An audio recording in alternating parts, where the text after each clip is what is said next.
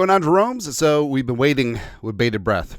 I don't even know what that phrase means. Anyways, but Vikings made a slew of rooster moves ahead of Sunday's showdown at historic U.S. Bank Stadium against the low-energy Detroit Lions, and a decision has been made regarding tight end T.J. Hockenson and guard Dalton Risner. Neither have been elevated. All right, so Hockenson on the PUP, Risner on the injured reserve designated for return. Both have not been elevated and downgraded out for Sunday's game against the Lions. And not really that surprising. I know there have been some rumblings that maybe Risner would be activated and maybe playing on Sunday, but I thought that was a little bit far-fetched. And Hockenson, O'Connell's been hedging his bets the entire time, so I'm perfectly fine with that. But with Hockenson, his 21-day return to practice window does close next Thursday on the 24th of the Rams game. So he's going to have to be added to the 53. Otherwise, he goes on season-ending PUP list. So that will happen.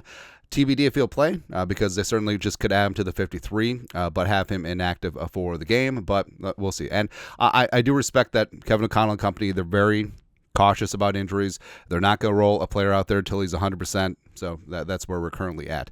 The Vikings, they elevated Robert Tonyan to the 53-man roster, something that they've done before already. Him and Gaskins, the running back, have basically just been vacillating back and forth. And he'll be the third tight end behind Josh Oliver and Johnny Munt. Tristan Jackson has been waived, but he'll be re-signed to the practice squad. No muss, no fuss. And this is what happens. There's always microtransactions every single week, and Tristan will take the spot of either Lucky Thayer Thomas or Deshaun Jones, and those guys will rotate back in, kind of how they do business, right?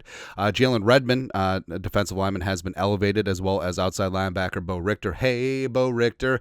Now, Redmond had been on the 53, and he was waived to make room, so another transaction. Jonah Williams is gone.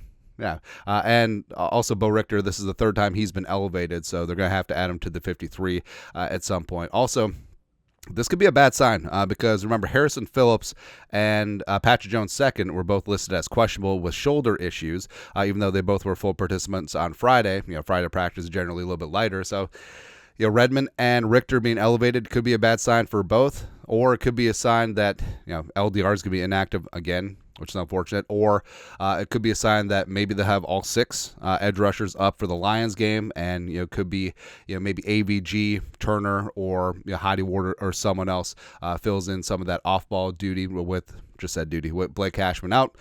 Don't really know. So it's going to be fun either way going down on Sunday.